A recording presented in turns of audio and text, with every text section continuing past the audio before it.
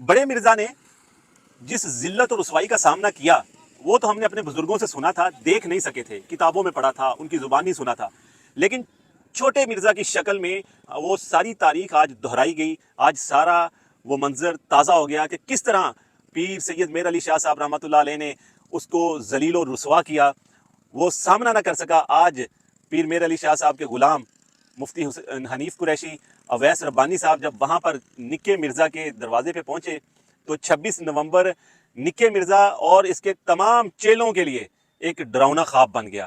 اس کو ساری زندگی یہ یاد رہے گا، قیامت تک کا یہ چیلنج دینے والا یہ فتنہ، جو اس طرح کے فتنے ہر دور میں آتے ہیں، اور اس کا قلعہ کما الحمدللہ ہمیشہ اہل سنت کے ہاتھوں اللہ نے کروایا، علماء حق کے ہاتھوں کروایا. زمانہ طالب علمی میں ہم ایک لطیفہ اپنے استادوں کی زبانی سنا کرتے تھے کہ ایک بندہ گیا مدرسے اپنے بچے کو لے کر، اس نے کہا جی اس کو عالم بنا دیں.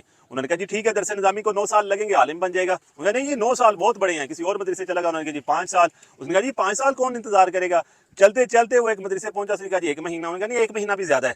ایک مدرسے میں پہنچا تو اس نے کہا جی 1 دن میں بنا دیں گے. واہ جی یہ صحیح ہے.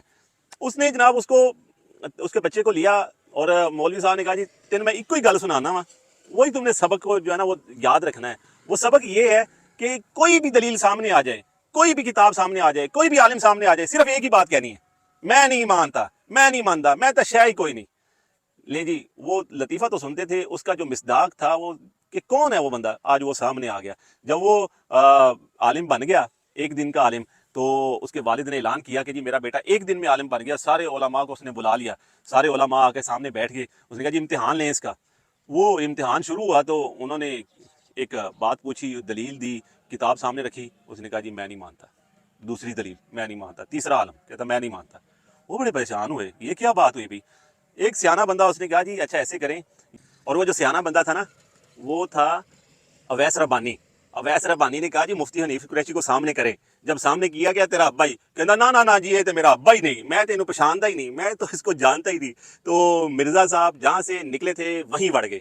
یہ وہی چبل انسان تھا جو، میں یہ تو نہیں کہتا کہ اویس ربانی صاحب نے اس کو اسی سوراخ میں واپس دھکیل دیا جس سے نکلا تھا، لیکن یہ ہے کہ دل میں اس کو گھسا دیا جہاں سے اب یہ دوبارہ نکلے گا نہیں. اور یہ جو اس کی اکیڈمی اور جو اسٹوڈنٹس، یہ اسٹوڈنٹس نہیں، یہ چیلے ہیں، اور یہ شیطان ہے، شیطان کے چیلے، اور ان کے لیے یہ سبق ہے.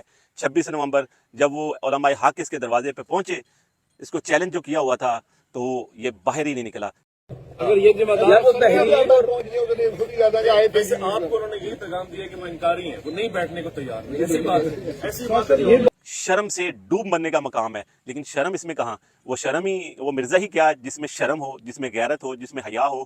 آج ڈوب کر مرنے کا مقام ہے تمام فتنوں کے لیے اور تمام اس کے انویسٹرز کے لیے. یہ سامنے کیوں نہیں آیا تھا؟ سامنے اس لیے نہیں آیا تھا کہ اس کو تو سبق لکھ کر دیا جاتا ہے کہ تم نے یہ بولنا ہے جا کر. اب جب آمنے سامنے کی بات ہونی تھی تو پھر یہ کیسے مقابلہ ان کا کرتا. تو اللہ نے آج اس کو ذلت و رسوائی عطا فرمائی اور علماء حق کو اللہ نے عزت بخشی.